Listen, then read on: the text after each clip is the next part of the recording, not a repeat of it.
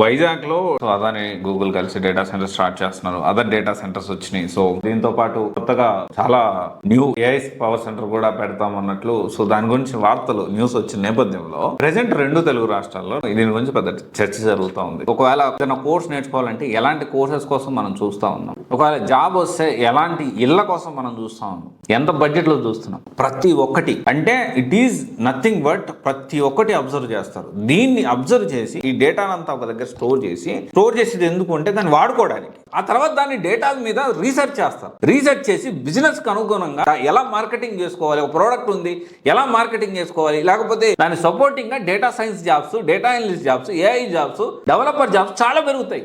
Especially data scientist, data analyst కి చాలా huge market ఉంది. దాంతోపాటు డేటా సైంటిస్టులు, డేటా అనలిస్ట్ జాబ్స్ కూడా చాలా పెరుగుతాయి.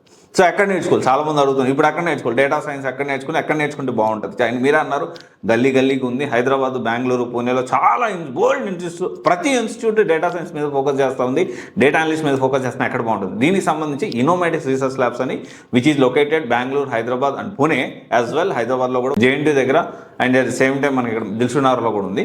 So right from basic scratch నుంచి జాబ్ వచ్చే వరకు నేర్పిస్తారు. దాంతోపాటు ఏంటి అంటే డేటా సైన్స్ చాలా renowned institute, there is no doubt. చాలా మందికి జాబ్స్ వచ్చాయి. దాంతోపాటు హ్యాకథాన్స్ కానీ, మాక్ ఇంటర్వ్యూస్ కానీ.